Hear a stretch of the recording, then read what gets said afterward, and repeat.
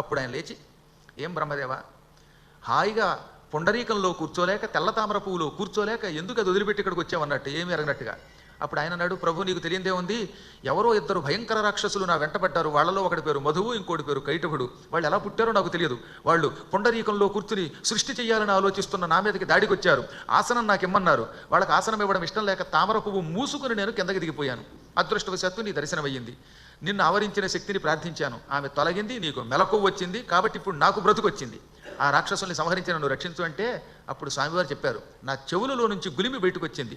ఆ కర్ణమలం నుంచి ఈ మధుక ఇటవులు పుట్టారు. వాళ్ళని నువ్వు చంపలేవు, నేనే చంపుతాను, వాళ్ళని రాని అన్నట్ట. అనేలోపు ఈ తామర కాడ పైభాగంలో పట్టుకుని కిందకి జారుతున్నటువంటి రాక్షసులిద్దరూ కిందకి దిగి వచ్చారు. అప్పటికి చేరారు వాళ్ళు బ్రహ్మకేసి చూసి, ఓ ఎర్రనివాడా, చతుర్ముఖుడా, నువ్వు నాతో యుద్ధం చేయలేక, తామర పువ్వు ఇమ్మంటే ఇవ్వలేక, నీకు సాయం కోసం ఈ నల్లని వాడిని తెచ్చుకున్నావా? ఒక్క ముష్టిఘాతంతో చంపేస్తాం అని బెదిరించారు. శ్రీ మహావిష్ణువు, మీకు కావలసింది యుద్ధమే కదా, ఆ యుద్ధభిక్ష నేను పెడతాను, బ్రహ్మను వదిలేయండి, పాప ఆయన తెలివైనవాడు, పండితుడే కానీ యుద్ధం చేయడంలో ఆరితేరినవాడు కదా, ఆ యుద్ధం ఏదో నేను చేస్తానన్నాడు. అక్కడి నుంచి శ్రీ మహావిష్ణువుకి మధుకైటవులకి యుద్ధం ప్రారంభమైంది. 1 సంవత్సరం మధువు, మరొక సంవత్సరం కైటభుడు, ఇలా ఇద్దరు ఏడాది చొప్పున మార్చుకుంటూ ఆయనతో యుద్ధం చేశారు. 5,000 సంవత్సరాలు అమ్మవారి మాయామోహితులైన వాళ్ళిద్దరూ ఘోర యుద్ధం చేశారట. ఒకరోజు కాదు, 2 రోజులు కాదు. దేవీ భాగవతంలోనూ పంచవర్ష సహస్రాణి అని ఉన్నది, దుర్గా సప్తశతిలోనూ పంచవర్ష సహస్రాణి అని ఉన్నది. 5,000 సంవత్సరములు యుద్ధం చేశారట వాడు. శ్రీమన్నారాయణుడు వాళ్ళని చంపలేకపోయాడు. ఆయన ఆశ్చర్యపోయాట, ఇదేమిటి, ఎన్నో కల్పములు గడిచాయి, ఇది శాతవరాహ కల్పం అనే కల్పంలోకి అప్పుడే అడుగుపెట్టాను, పద్మకల్పం, రథంతర కల్పం, ఇలా ఎన్నెన్నో కల్పములు గడిచాయి, అనేక యుగములు గడిచిపోయాయి, ఎన్నెన్నో మన్వంతరములు గడిచాయి. ఏ మన్వంతరంలోనూ ఏ కల్పంలోనూ నాతో ఇంతకాలం యుద్ధం చేసి చావకుండా ఉన్నవాడు లేడు. ఇన్ని వేల సంవత్సరములు యుద్ధం చేసి ఈ రాక్షసులిద్దరూ ఎంత కూడా అలిసిపోవటం లేదు. అస్సలు వీళ్ళకి అలసట లేదు, నిద్ర రావడం లేదు, ఓపిక పోవటం లేదు, చావడం లేదు. దీని ఏదో ఒక మహాశక్తి వల్ల వీళ్ళు అలిసిపోకుండా నాతో యుద్ధం చేస్తున్నారు. ఇంతకీ వీళ్ళని రక్షిస్తున్న ఆ మహాశక్తి ఏమిటి అని ఆ మహాత్ముడు శ్రీ మహావిష్ణువు దివ్య దృష్టితో చూశాడు. అప్పుడు ఆయనకు అర్థమైంది, ఓహో ఇదంతా అమ్మవారిచ్చిన వరప్రభావం. జగదంబ, మహామాయ, యోగమాయ, ఆదిశక్తి వీళ్ళకి స్వచ్ఛంద మరణం అని ఒక వరం ఇచ్చింది. స్వచ్ఛంద మరణం అంటే కోరుకున్నప్పుడు మాత్రమే మృత్యువు వచ్చే వరం. వీళ్ళు కోరుకుంటే మాత్రమే వీళ్ళకి చావు వస్తుంది. మేము చావాలి అని వీళ్ళు సంకల్పిస్తేనే మృత్యువు వీళ్ళని వరిస్తుంది. మేము చావకూడదన్నంతకాలం వీళ్ళకి చావు రాదు. ఓహో ఈ వరం ఉండడం కదా వీళ్ళు నన్ను ఇంత అలసటకి గురి చేయడానికి మూల కారణమని గ్రహించాడు ఆయన. ఇప్పుడు వీళ్ళని చంపాలంటే ఆ వరం ఉన్నంత వరకు చంపలేడు. అందుకని మహాత్ముడు గనక మీలాంటి పరాక్రమవంతులంటే నాకు చాలా ఇష్టం, మెచ్చుకుంటున్నాను. కాకపోతే మీకు నాకు ఒక తేడా ఉన్నది. మీరు ఇద్దరు అవ్వడం వల్ల 1 సంవత్సరం ఒకడు, మరొక సంవత్సరం మరొకడు యుద్ధం చేస్తున్నారు. దాంతో మీకు విశ్రాంతి లభిస్తోంది, నేను అవిశ్రాంతంగా పోరాడవలసి వస్తుంది. ఏకధాటిన విశ్రాంతి లేకుండా పోరాడితే ఎంత గొప్పవాడైనా అలిసిపోతాడు. అందువల్ల అలిసిపోయాను, కొంత విశ్రాంతి తీసుకున్నాక మళ్ళీ యుద్ధం చేస్తాను. ఈ దుర్మార్గులకు నువ్వు స్వచ్ఛంద మరణం అనే గొప్ప వరం ఇచ్చావు. ఆ వరం ఇవ్వడం వల్ల వాళ్ళతో యుద్ధం చేసి వాళ్ళని చంపలేకపోతున్నాను. నువ్వు వాళ్ళకి ఇచ్చిన వరమైనా ఉపసంహరించు, లేదా నన్నైనా నీలో కలిపేసుకో. అంతేగాని వాళ్ళతో యుద్ధం చేయలేక ఇలా ఎల్లకాలం పోరాడుతూ ఉంటే దానివల్ల ఉపయోగం లేదు. ఈ సమయంలో నాకు ప్రసన్నురాలవు కావాలి.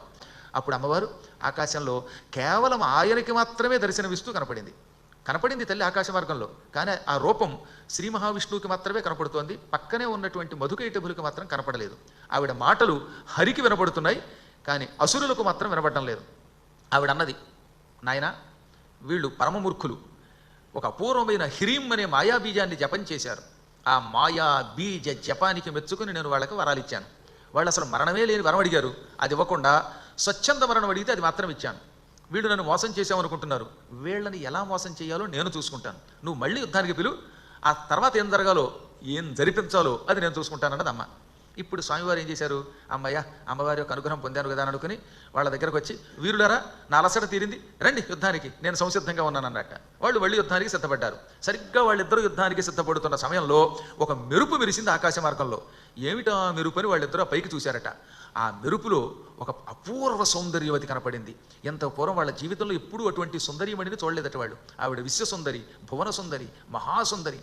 పాల సముద్రంలో ఉన్నటువంటి మేగడ ఆమెకు చర్మంగా మార్చారేమో అనిపిస్తుందట ఆవిడ చర్మాన్ని చూస్తే. అంటే చర్మం అంత కోమలముగా తెల్లగా మిసమిసలాడిపోతుంది. తామర పువ్వు రేకుల్లో ఉన్నాయి కళ్ళు, నల్లగా ఒత్తుగా కిందకి వేళ్లాడుతున్నటువంటి గిరజాల పిచ్చి పిచ్చి మాయలన్నీ ఏమైపోతాయి, అందులో లీనమైపోతాయి. ఆ మహామాయలో వీళ్ళ మాయ లీనమైపోయి ఆ సౌందర్యాన్ని చూచి వీళ్ళు వ్యామోహితులైపోయారు. అన్నా తమ్ముడా, ఇంతవరకు మనం పెళ్లి చేసుకోకుండా ఎందుకున్నామో ఇప్పుడు అర్థమైంది. ఇలాంటి సుందరీమణి దొరక్క, ఏమి అపూర్వ సౌందర్య రాశి ఈవిడ కనుక మనల్ని వరిస్తే మనం తరిస్తాం. ఆమెను పెళ్లి చేసుకుంటే గృహస్థాశ్రమం అంటే ఏమిటో తెలుస్తుంది. పెళ్లి చేసుకుంటే ఇలాంటి సుందరీమణిని పెళ్లి చేసుకోవాలి, కానీ 3 పూట్ల 3 బొగ్గపోట్లు పొడిచే నీ చేతిని మీకు వరాలు ఇవ్వాలని వచ్చుకున్నాను. మీరు పిల్లలు లాంటి వాళ్ళు, అందుకని నేను ప్రసన్నుడనై మీకు వరాలు ఇవ్వాలనుకుంటున్నాను. కోరుకోండి, ఏం కావాలో మీరు ఏం కోరినా ఇస్తానన్నట్ట. వాళ్ళు ఇప్పుడు అసలు విష్ణువు మాటలు వినే స్థితిలో లేరు. ఆకాశ మార్గంలో మెరిసిపోతున్న సుందరీమణి యొక్క వ్యామోహంలో ఉన్నారు. ఆ సమయంలో విష్ణు వచ్చి మిమ్మల్ని మెచ్చుకున్నాను, వరాలు ఇస్తాను, పుచ్చుకోండి అనగానే వాళ్ళు విసుక్కుంటూ, నువ్వెవడు వరాలు ఇవ్వడానికి, నువ్వు మా చేతులు ఓడిపోయావు, విశ్రాంతి కావాలని కోరావు, అటువంటి నువ్వు మాకు వరాలు ఇస్తావా? పైగా ఎదురుగుండా ఒక సుందరీమణి కనపడింది. ఆ సమయంలో ఇప్పుడు వరాలు ఇస్తానంటావు. ఎవరైనా ఓ అందగత్తి కనపడినప్పుడు నీలాంటి వాడు దగ్గరకు వచ్చి వరాలు ఇస్తాం అని లేనిపోని కబుర్లు చెబుతారు. దాని అంతరార్థం ఏమిటనమాట? ఆ ఎదురుగుండా ఉన్న సుందరీమణి, ఓహో ఈ విష్ణువు వీళ్ళకి వరాలు ఇద్దాం అనుకుంటున్నాడంటే ఈయన చాలా గొప్పవాడేమో, ఈయన దేవుడేమో అనుకుంటుందని అనుకుని నిన్ను వరిస్తుందని నీ భ్రమేమో. నువ్వు వరాలు ఇచ్చేవాడివైతే నువ్వు గొప్పవాడు అవుతావు, నువ్వు గొప్పవాడివైతే ఆవిడ నిన్ను వరిస్తుంది. ఆవిడ ఎప్పుడు కూడా ఈ సుందరీమణి బాగా గొప్పవాడిని మాత్రమే వరిస్తుంది. మేమే గొప్పవాళ్ళం, నిన్ను ఓడించిన వాళ్ళం, పరాక్రమం కలిగిన వాళ్ళం, కానీ నువ్వు మెచ్చాం అనగానే ఆయన ఏమన్నాడో తెలిసిన, అమ్మయ్య మీరు ఆ మాట అన్నారు కదా, నాకు కావాల్సింది అదే, మీరిద్దరూ నా చేతిలో చచ్చే వరం ఇవ్వండి అన్నాడు ఆయన. మీరిద్దరూ నా చేతిలో మరణించాలి, చచ్చే వరం ఇవ్వమనగానే వాళ్ళు ఇచ్చాం పో అన్నారు. ఇంక ఇచ్చారు పోవడం ఏంటి, చచ్చారు పోండి అన్నాడు ఆయన. ఒకసారి వరం ఇచ్చాక ఇంక మీరు ఎక్కడికి పోలేరు, మీకు మరణం తప్పదు, రండి అన్నట్ట. ఇలా ఎప్పుడైతే వాళ్ళు ఆ యోగమాయా ప్రభావంలో పడి నీ చేతిలో మేము చస్తామనే వరం ఇచ్చారో టక్కన అమ్మవారు మాయమైపోయింది. ఆకాశంలో ఉన్న జగన్మాత అదృశ్యురాలైపోయింది. అమ్మ అదృశ్యం అయిపోయాక అప్పుడు వీళ్ళు స్పృహలోకి వచ్చారు. స్పృహలోకి వచ్చి ఏమైంది, సుందరి కనపడలేదు అని అటు, అరే ఎంత పొరపాటు చేశాం, ఎందుకు ఇచ్చాం అలాగా, ఎంత బుర్ర తక్కువవాడైనా ఇచ్చామా, ఇప్పుడు అర్థమయ్యింది. ఇంతవరకు మాకు ఆకాశంలో కనపడి మమ్మల్ని మాయపుచ్చినది సుందరి కాదు, భువన సుందరి సాక్షాత్తు జగదంబ. మేము అజ్ఞానంతో అమ్మవారిని మోసపుచ్చాం అనుకున్నాం. అమ్మని మోసపుచ్చడం ఎవడి వల్ల అవుతుంది? మేమే మోసపోయాం, చాలా పొరపాటు చేశాం. నీళ్లు లేకుండా ఉన్న చోట, తడి లేకుండా ఉన్న చోట, పొడిగా ఉన్న చోట మమ్మల్ని చంపాలి, అలా అయితేనే మేము చస్తాం, లేకపోతే చావం అన్నారట. అప్పుడు ఆయన నవ్వి, ఓహో ఇదంతా నీరే, ఎక్కడ భూమి లేదు, కాబట్టి భూమి లేని చోట చంపడం కష్టం కనుక మీకు ఇచ్చిన వరం ప్రకారం మిమ్మల్ని చంపలేమని మీరు అనుకుంటారు, అంతే కదా అనగానే అవును అన్నారట వాళ్ళు. అప్పుడు ఆ స్వామివారు తన తొడలు విపరీతంగా పెంచేశాడు. ఆ తొడలు 2 ఎంత వ్యాపించాయి, మొత్తం దిక్కుల చివరి వరకు ఆయన 2 ఊరువులు వ్యాపించాయట. ఊరువులు అంటే తొడలు, అలా అలా అలా పెంచుకుంటూ పోయాడు ఆయన. అసలు ఆయన పేరే విష్ణువు. వ్యాపకశీలత్వాత్ విష్ణు, అంతటా వ్యాపించి ఉండేవాడు, నిండి ఉండేవాడు కనుక విష్ణు ఉన్నారు. ఇక్కడ అక్కడ అనే తేడా లేకుండా ఈ చరాచర జగత్తులు అంతటా నిండి ఉంటాడు ఆయన. సర్వవ్యాపకుడైన పరమాత్మ లేని చోట ఎక్కడుంటుంది? అందువల్లే ఆయన మొత్తం ఈ జలములున్న ప్రాంతమంతా తన తొడలతో నింపాడు. ఆ తొడలు అలా అలా అలా పెరుగుతూ వెళ్ళిపోయాయి అన్నమాట. ఇప్పుడు వాడు తెల్లబోయారు. ఓరి నాయనో, నీళ్లు లేని చోట చంపమని మనమంటే అసలు నీరే కనపడకుండా తన తొడల్ని వ్యాపింపచేస్తున్నాడు. నీళ్ల మీద ఆయన తొడలతో కూర్చుంటాడు, బాసిన మఠం వేసుకుని, పద్మాసనం వేసుకుని ఆయన తొడలు అలా పెరుగుతున్నాయి. కాబట్టి తొడల మీదకి చేర్చి ఎక్కడ చంపుతాడో ఆయన తొడలు పట్టనంత శరీరం మనం కూడా పెంచుదామని వాళ్ళు కూడా శరీరం పెంచడానికి ప్రయత్నించారు. కానీ ఆయన శక్తి ముందు వీళ్ళ శక్తి సరిపోలేదు. అప్పుడు ఆయన చూసారా, ఇప్పుడు నా తొడల మీద తడి ఉండదు, నీరుండదు, రండి అని 2 చేతులతో వాడిని పట్టుకుని తన నడుము దగ్గరికి తలకాయలు చేర్చాడు, తొడల మీద మిగతా శరీరం పెట్టాడు. చక్రంతో ఏకకాలంలో వాళ్ళ తలలు నరికి పారేశాడు. ఒక్క సెకండ్ కాలంలో ఇటు మధువు అటు కైటబుడు ఇద్దరి తలలు తెగి నీళ్లలో పడిపోయాయి. పెద్ద శబ్దంతో, ఢామ్ అనే శబ్దంతో ఆ 2 తలలు తెగి నీళ్లలో పడ్డాయి. అలా పడగానే ఆ తలలు గిర్రును తిరిగాయిట. పెద్ద పెద్ద తలలు అవి. ఆ తలలు గిర్రును తిరుగుతూ ఉంటే వాళ్ళ మెదడులో ఉన్న మాంసం గుజ్జంతా ఆ నీళ్లలో పడిపోయింది. ఈ తలలు పగలడంతో ఏమైంది, ఈ పైన మెదడు పైన ఉన్న డిప్పంతా లేచిపోయింది. డిప్ప చుట్టూ మాంసం గుజ్జు ఉంటుంది. ఆ గుజ్జు, రక్తము ఇవన్నీ ఆ నీళ్లలో పడ్డాయి. ఈ పడినటువంటి మధుకైటకుల శిరస్సులలో ఉన్న మేధస్సు, మేధస్సు అంటే మెదడులో ఉన్న మాంసం అనమాట. ఆ మాంసం గుజ్జు 2 తలల యొక్క గుజ్జు అతుక్కుపోయింది. ఒకవైపు మధువు యొక్క తల, మరోవైపు కైటకుడి తల. ఈ 2 తలలలో ఉన్న మాంసం గుజ్జు అతుక్కుపోయిందిట. అతుక్కుపోయి గిర్రును తిరిగింది. ఇప్పుడు 2 తలలు లేవు, ఒక తలే. నీళ్లలో పడ్డాక 2 తలలు అతుక్కుపోయాయి అనమాట గుజ్జులు. ఆ గుజ్జులు అతుక్కుపోయి గిర్రును తిరుగుతూ ఉండగా అదొక గుండ్రని రూపం ధరించింది. అదే ఇప్పుడు మనం ఉన్న భూమిగా మారిపోయింది. చూస్తూ ఉండగా మధుకైటబుల యొక్క మెదడు మాంసంతో భూమి ఏర్పడింది. సాగర సకలో వ్యాప్త తదా వై మేధసా తయో మేదినీతి తతో జాతం నామం పృథ్యాసమంతతః. సముద్రంలో వాళ్ళ మెదడు మాంసం గుజ్జుపడి అవి అతుక్కుపోయి గిర్రును తిరిగి చూస్తూ ఉండగా ఒక ఆకారం ధరించింది. మేధస్సుతో అంటే మెదడులో ఉన్న మాంసం గుజ్జుతో తయారవడం వల్లే మేదిని. అప్పటి నుంచి భూమిని ఏమన్నారు, మేదిని అన్నారు. అంత పూర్వం ఈ పేరు లేదు, ఈ భూమి లేదు. ఒక్కొక్క కాలంలో భూమి ఒక్కొక్క రకంగా ఏర్పడింది. ఇప్పుడున్న శ్వేతవరాహకల్ప కాలంలో ఆ మధుకైటబుల యొక్క మెదడులో ఉన్న మాంసపు గుజ్జు యొక్క కలయికతో ఏర్పడింది. అది నీళ్లలో కలిసి ఈ భూమిగా మారింది. అందుకని మేదిని. మేదిని అనగా మేధస్సుతో తయారైంది. ఒత్తకొడసమండి మేధస్ శబ్దం. ఒత్తకుండా ఉన్న మేధశబ్దమునకు మెదడు. నేను మీకు చెబుతున్నాను, సురధుడు సమాధి అనే ఇద్దరికి, ఒక రాజుగారికి వర్తకుడికి సుమేధుడు అనేటటువంటి ముని చెబుతున్నాడు. అందువల్ల అది మర్చిపోకూడదు. నాయనలారా, అప్పటి నుంచి మట్టి తినద్దు అన్నారు. ఎందుకంటే మట్టి రాక్షసుల యొక్క మెదడు గుజ్జుతో ఏర్పడింది. కాబట్టి ఈ మట్టిని డైరెక్ట్గా నోట్లో పెట్టుకుంటే ఏమవుతుంది? ఆ దౌర్భాగ్యపు మెదడు మనం నోట్లో పెట్టుకున్న కారణం చేత మనకు కూడా రాక్షస బుద్ధులు వస్తాయి. చిన్నప్పుడు మట్టి తినకుండా చూడాలి. అందుకని మట్టి ఒక్క ముష్టిఘాతంతో చంపేస్తాం అని బెదిరించారు. శ్రీ మహావిష్ణువు, మీకు కావాల్సింది యుద్ధమే కదా, ఆ యుద్ధభిక్ష నేను పెడతాను, బ్రహ్మను వదిలేయండి. పాప ఆయన తెలివైనవాడు, పండితుడే కానీ యుద్ధం చేయడంలో ఆరితేరినవాడు కదా, ఆ యుద్ధం ఏదో నేను చేస్తానన్నాడు. అక్కడి నుంచి శ్రీ మహావిష్ణువుకి మధుకైటభులకి యుద్ధం ప్రారంభమైంది. 1 సంవత్సరం మధువు, మరొక సంవత్సరం కైటభుడు, ఇలా ఇద్దరు ఏడాది చొప్పున మార్చుకుంటూ ఆయనతో యుద్ధం చేశారు. తావప్యతి బలోన్మత్తౌ మహామాయా విమోహితౌ పంచవర్ష సహస్రాణి బాహుప్రహరణో విభు. 5000 సంవత్సరాలు అమ్మవారి మాయామోహితులైన వాళ్ళిద్దరూ ఘోర యుద్ధం చేశారట. ఒకరోజు కాదు, 2 రోజులు కాదు. దేవీ భాగవతంలోనూ పంచవర్ష సహస్రాణి అని ఉన్నది, దుర్గా సప్తశతిలోనూ పంచవర్ష సహస్రాణి అని ఉన్నది. 5000 సంవత్సరములు యుద్ధం చేశారట వాడు. 1 రోజు 2 రోజులు కాదు. ఏదో ప్రభవనామ సంవత్సరంలో మధువు అయితే విభవనామ సంవత్సరంలో కైటభుడు, ఇలా ఒకళ్ళ తర్వాత ఒకళ్ళు మార్చుకుని యుద్ధం చేశారు. వాళ్ళు ఇద్దరు కదా, అన్నదమ్ములు కదా, కవలలు కదా, కాబట్టి వాళ్ళకి ఆ వెసులుబాటు ఉన్నదన్నమాట. అలా 5000 సంవత్సరాలు వాళ్ళతో ఘోర యుద్ధం చేసి కూడా శ్రీమన్నారాయణుడు వాళ్ళని చంపలేకపోయాడు. ఆయన ఆశ్చర్యపోయాట. ఇదేమిటి, ఎన్నో కల్పములు గడిచాయి, ఇది శ్వేతవరాహ కల్పం అనే కల్పంలోకి అప్పుడే అడుగుపెట్టాను, పద్మకల్పం, రథంతర కల్పం, ఇలా ఎన్నెన్నో కల్పములు గడిచాయి, అనేక యుగములు గడిచిపోయాయి, ఎన్నెన్నో మన్వంతరములు గడిచాయి. ఏ మన్వంతరంలోనూ ఏ కల్పంలోనూ నాతో ఇంతకాలం యుద్ధం చేసి చావకుండా ఉన్నవాడు లేడు. ఇన్ని వేల సంవత్సరములు యుద్ధం చేసి ఈ రాక్షసులిద్దరూ ఇంత కూడా అలిసిపోవటం లేదు. అస్సలు వీళ్ళకి అలసట లేదు, నిద్ర రావడం లేదు, ఓపిక పోవటం లేదు, చావడం లేదు. దీని ఏదో ఒక మహాశక్తి వల్ల వీళ్ళు అలిసిపోకుండా నాతో యుద్ధం చేస్తున్నారు. ఇంతకీ వీళ్ళని రక్షిస్తున్న ఆ మహాశక్తి ఏమిటి అని ఆ మహాత్ముడు శ్రీ మహావిష్ణువు దివ్య దృష్టితో చూశాడు. అప్పుడు ఆయనకు అర్థమైంది, ఓహో, ఇదంతా అమ్మవారిచ్చిన వరప్రభావం. జగదంబ, మహామాయ, యోగమాయ, ఆదిశక్తి వీళ్ళకి స్వచ్ఛంద మరణం అని ఒక వరం ఇచ్చింది. స్వచ్ఛంద మరణం అంటే కోరుకున్నప్పుడు మాత్రమే మృత్యువు వచ్చే వరం. వీళ్ళు కోరుకుంటే మాత్రమే వీళ్ళకి చావు వస్తుంది. మేము చావాలి అని వీళ్ళు సంకల్పిస్తేనే మృత్యువు వీళ్ళని వరిస్తుంది. మేము చావకూడదన్నంతకాలం వీళ్ళకి చావు రాదు. ఓహో, ఈ వరం ఉండడం కదా వీళ్ళు నన్ను ఇంత అలసటకి గురి చేయడానికి మూల కారణమని గ్రహించాడు ఆయన. ఇప్పుడు వీళ్ళని చంపాలంటే ఆ వరం ఉన్నంత వరకు చంపలేడు. అందుకని మహాత్ముడు గనక, అసలు మేధ అనే 2 అక్షరములకు పర్యాయపదం ఆయన గనక వాళ్ళిద్దరిని పిలిచి, ఓ వీరులారా, నేను చాలామంది రాక్షసుల్ని చూశాను, ఎన్నెన్నో యుగాలు ఎన్నెన్నో కల్పాలు చూశాను, ఎందరినో చంపాను, కానీ మీరా పరాక్రమంతో నన్ను మెప్పించిన వాడు లేరు. ఏమి మీ బాహుపరాక్రమం, మీ చేతులు ఇనపకడ్డీల్లో ఉన్నాయి, గుదియల్లో ఉన్నాయి, సోలాల్లో ఉన్నాయి. అందుకే మీరు నన్ను పిడికిటి పోట్లతో ఇంతకాలం బాగా అలసటికి గురి చేశారు. మీలాంటి పరాక్రమవంతులంటే నాకు చాలా ఇష్టం, మెచ్చుకుంటున్నాను. కాకపోతే మీకు నాకు ఒక తేడా ఉన్నది. మీరు ఇద్దరు అవ్వడం వల్ల 1 సంవత్సరం ఒకడు, మరొక సంవత్సరం మరొకడు యుద్ధం చేస్తున్నారు. దాంతో మీకు విశ్రాంతి లభిస్తోంది, నేను అవిశ్రాంతంగా పోరాడవలసి వస్తుంది.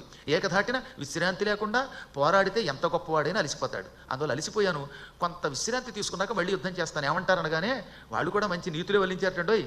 మేము రాక్షసులం, మాకు నీతులున్నాయి, నియమాలున్నాయి.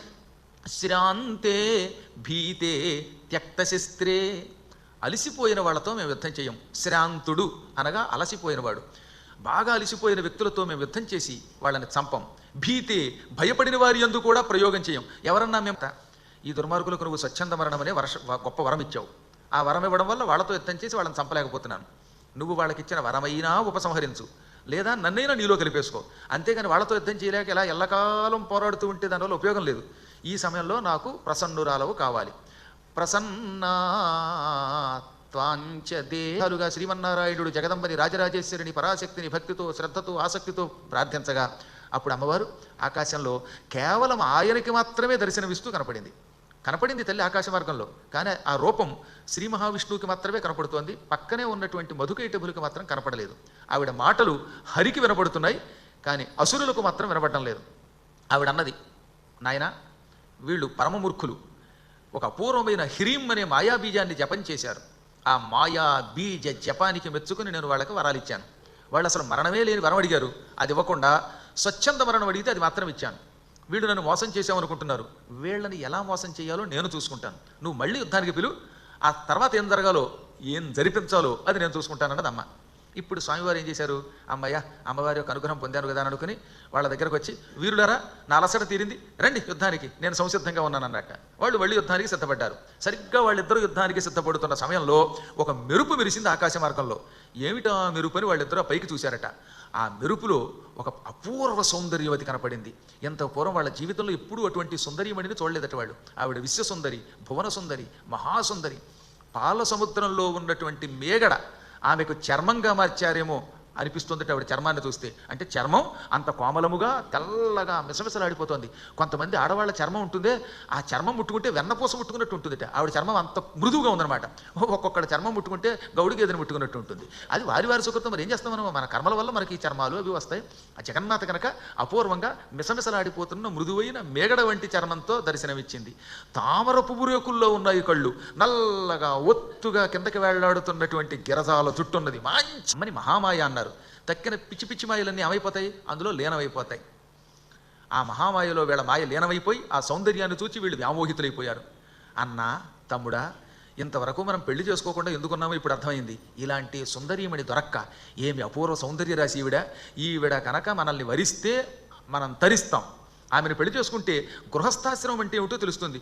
పెళ్లి చేసుకుంటే ఇలాంటి సుందరీమణిని పెళ్లి చేసుకోవాలి, కానీ 3 పూట్ల 3 బొగ్గపోట్లు పొడిచే నీ చేతిని మీకు వరాలు ఇవ్వాలని వచ్చుకున్నాను. మీరు పిల్లల లాంటి వాళ్ళు, అందుకని నేను ప్రసన్నుడనై మీకు వరాలు ఇవ్వాలనుకుంటున్నాను. కోరుకోండి, ఏం కావాలో మీరు ఏం కోరినా ఇస్తానన్నట్ట. వాళ్ళు ఇప్పుడు అసలు విష్ణువు మాటలు వినే స్థితిలో లేరు. ఆకాశ మార్గంలో మెరిసిపోతున్న సుందరీమణి యొక్క వ్యామోహంలో ఉన్నారు.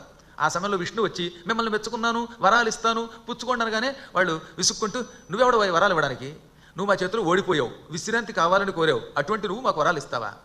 పైగా ఎదురుగుండా ఒక సుందరీమణి కనపడింది. ఆ సమయంలో ఇప్పుడు వరాలు ఇస్తానంటావు. ఎవరైనా ఓ అందగత్తి కనపడినప్పుడు నీలాంటి వాడు దగ్గరకు వచ్చి వరాలు ఇస్తాం అని లేనిపోని కబుర్లు చెబుతారు. దాని అంతరార్థం ఏమిటనమాట, ఆ ఎదురుగుండా ఉన్న సుందరీమణి, ఓహో ఈ విష్ణువు వీళ్ళకి వరాలు ఇద్దాం అనుకుంటున్నాడంటే ఈయన చాలా గొప్పవాడేమో, ఈయన దేవుడేమో అనుకుంటుందని అనుకుని నిన్ను వరిస్తుందని నీ భ్రమేమో. నువ్వు వరాలు ఇచ్చేవాడివైతే నువ్వు గొప్పవాడు అవుతావు, నువ్వు గొప్పవాడివైతే ఆవిడ నిన్ను వరిస్తుంది. ఆవిడ ఎప్పుడు కూడా ఈ సుందరీమణి బాగా గొప్పవాడిని మాత్రమే వరిస్తుంది. మేమే గొప్పవాళ్ళం, నిన్ను ఓడించిన వాళ్ళం, పరాక్రమం కలిగిన వాళ్ళం, కానీ నువ్వు మెచ్చాం అనగానే ఆయన ఏమన్నాడో తెలిసిన, అమ్మయ్య మీరు ఆ మాట అన్నారు కదా, నాకు కావాల్సింది అదే, మీరిద్దరూ నా చేతిలో చచ్చే వరం ఇవ్వండి అన్నాడు ఆయన. మీరిద్దరూ నా చేతిలో మరణించాలి, చచ్చే వరం ఇవ్వమనగానే వాళ్ళు ఇచ్చాం పో అన్నారు. ఇంక ఇచ్చారు పోవడం ఏంటి, చచ్చారు పోండి అన్నాడు ఆయన. ఒకసారి వరం ఇచ్చాక ఇంక మీరు ఎక్కడికి పోలేరు, మీకు మరణం తప్పదు, రండి అన్నట్ట. ఇలా ఎప్పుడైతే వాళ్ళు ఆ యోగమాయా ప్రభావంలో పడి నీ చేతిలో మేము చస్తామనే వరం ఇచ్చారో టక్కన అమ్మవారు మాయమైపోయింది. ఆకాశంలో ఉన్న జగన్మాత అదృశ్యురాలైపోయింది. అమ్మ అదృశ్యం అయిపోయాక అప్పుడు వీళ్ళు స్పృహలోకి వచ్చారు. స్పృహలోకి వచ్చి ఏమైంది సుందరి కనపడలేదు అని అటు, అరే ఎంత పొరపాటు చేశాం, ఎందుకు ఇచ్చాం అలాగా, ఎంత బుర్ర తక్కువవాడైనా నిజమా, ఇప్పుడు అర్థమయ్యింది. ఇంతవరకు మాకు ఆకాశంలో కనపడి మమ్మల్ని మాయపుచ్చినది సుందరి కాదు, భువన సుందరి సాక్షాత్తు జగదంబ. మేము అజ్ఞానంతో అమ్మవారిని మోసపుచ్చాం అనుకున్నాం. అమ్మని మోసపుచ్చడం ఎవడి వల్ల అవుతుంది, మేమే మోసపోయాం, చాలా పొరపాటు చేశాం. నీళ్లు లేకుండా ఉన్న చోట, తడి లేకుండా ఉన్న చోట, పొడిగా ఉన్న చోట మమ్మల్ని చంపాలి, అలా అయితేనే మేము చస్తాం, లేకపోతే చావం అన్నారట. అప్పుడు ఆయన నవ్వి, ఓహో ఇదంతా నీరే, ఎక్కడ భూమి లేదు, కాబట్టి భూమి లేని చోట చంపడం కష్టం కనుక మీకు ఇచ్చిన వరం ప్రకారం మిమ్మల్ని చంపలేమని మీరు అనుకుంటారు, అంతే కదా అనగానే అవును అన్నారట వాళ్ళు. అప్పుడు ఆ స్వామివారు తన తొడలు విపరీతంగా పెంచేశాడు. ఆ తొడలు 2 ఎంత వ్యాపించాయి, మొత్తం దిక్కుల చివరి వరకు ఆయన 2 ఊరువులు వ్యాపించాయట. ఊరువులు అంటే తొడలు, అలా అలా అలా పెంచుకుంటూ పోయాడు ఆయన. అసలు ఆయన పేరే విష్ణువు. వ్యాపకశీలత్వాత్ విష్ణు, అంతటా వ్యాపించి ఉండేవాడు, నిండి ఉండేవాడు కనుక విష్ణువు అన్నారు. ఇక్కడ అక్కడ అనే తేడా లేకుండా ఈ చరాచర జగత్తులో అంతటా నిండి ఉంటాడు ఆయన. సర్వవ్యాపకుడైన పరమాత్మ లేని చోట ఎక్కడుంటుంది. అందువల్లే ఆయన మొత్తం ఈ జలములున్న ప్రాంతమంతా తన తొడలతో నింపాడు. ఆ తొడలు అలా అలా అలా పెరుగుతూ వెళ్ళిపోయాయి అన్నమాట. ఇప్పుడు వాడు తెల్లబోయారు. ఓరి నాయనో, నీళ్లు లేని చోట చంపమని మనమంటే అసలు నీరే కనపడకుండా తన తొడల్ని వ్యాపింపచేస్తున్నాడు. నీళ్ల మీద ఆయన తొడలతో కూర్చుంటాడు, బాసిన మఠం వేసుకుని, పద్మాసనం వేసుకుని ఆయన తొడలు అలా పెరుగుతున్నాయి. కాబట్టి తొడల మీదకి చేర్చి ఎక్కడ చంపుతాడో ఆయన తొడలు పట్టనంత శరీరం మనం కూడా పెంచుదామని వాళ్ళు కూడా శరీరం పెంచడానికి ప్రయత్నించారు. కానీ ఆయన శక్తి ముందు వీళ్ళ శక్తి సరిపోలేదు.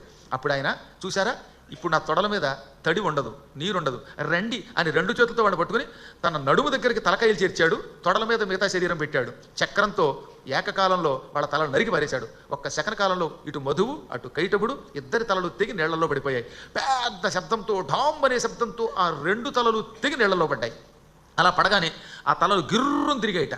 పెద్ద పెద్ద తలలు అవి. ఆ తలలు గిర్రును తిరుగుతూ ఉంటే వాళ్ళ మెదడులో ఉన్న మాంసం గుజ్జంతా ఆ నీళ్లలో పడిపోయింది. ఈ తలలు పగలడంతో ఏమైంది, ఈ పైన మెదడు పైన ఉన్న డిప్పంతా లేచిపోయింది. డిప్ప చుట్టూ మాంసం గుజ్జు ఉంటుంది. ఆ గుజ్జు, రక్తము ఇవన్నీ ఆ నీళ్లలో పడ్డాయి. ఈ పడినటువంటి మధుకైటవుల శిరస్సులలో ఉన్న మేధస్సు అంటే మెదడులో ఉన్న మాంసం అనమాట. ఆ మాంసం గుజ్జు తలల యొక్క గుజ్జు అతుక్కుపోయింది. ఒకవైపు మధువు యొక్క తల, మరోవైపు కైటవుడి తల. ఈ 2 తలలలో ఉన్న మాంసం గుజ్జు అతుక్కుపోయిందిట. అతుక్కుపోయి గిర్రుని తిరిగింది. ఇప్పుడు 2 తలలు లేవు, ఒక తలే. నీళ్లలో పడ్డాక 2 తలలు అతుక్కుపోయాయి అనమాట గుజ్జులు. ఆ గుజ్జులు అతుక్కుపోయి గిర్రుని తిరుగుతూ ఉండగా అదొక గుండ్రని రూపం ధరించింది. అదే ఇప్పుడు మనం ఉన్న భూమిగా మారిపోయింది. చూస్తూ ఉండగా మధుకైటబుల యొక్క మెదడు మాంసంతో భూమి ఏర్పడింది. సాగర సకలో వ్యాప్త తదా వై మేధసా తయో మేదినీతి తతో జాతం నామం పృథ్యాసమంతతః. సముద్రంలో వాళ్ళ మెదడు మాంసం గుజ్జుపడి అవి అతుక్కుపోయి గిర్రును తిరిగి చూస్తూ ఉండగా ఒక ఆకారం ధరించింది. మేధస్సుతో అంటే మెదడులో ఉన్న మాంసం గుజ్జుతో తయారవడం వల్లే మేదిని. అప్పటి నుంచి భూమిని ఏమన్నారు? మేదిని అన్నారు. అంత పూర్వం ఈ పేరు లేదు, ఈ భూమి లేదు. ఒక్కొక్క కాలంలో భూమి ఒక్కొక్క రకంగా ఏర్పడింది. ఇప్పుడున్న శ్వేతవరాహకల్ప కాలంలో ఆ మధుకైటబుల యొక్క మెదడులో ఉన్న మాంసపు గుజ్జు యొక్క కలయికతో ఏర్పడింది. అది నీళ్లలో కలిసి ఈ భూమిగా మారింది. అందుకని మేదిని అనగా మేధస్సుతో తయారైంది. ఒత్తకొడసమండి మేధశబ్దం. ఒత్తకుండా ఉన్న మేధశబ్దమునకు మెదడు. నేను మీకు చెబుతున్నాను, సురధుడు సమాధి అనే ఇద్దరికి, ఒక రాజుగారికి వర్తకుడికి సుమేధుడు అనేటటువంటి ముని చెబుతున్నాడు. అందువల్ల అది మర్చిపోకూడదు. నాయనలారా, అప్పటి నుంచి మట్టి తినద్దు అన్నారు. ఎందుకంటే మట్టి రాక్షసుల యొక్క మెదడు గుజ్జుతో ఏర్పడింది. కాబట్టి ఈ మట్టిని డైరెక్ట్గా నోట్లో పెట్టుకుంటే ఏమవుతుంది?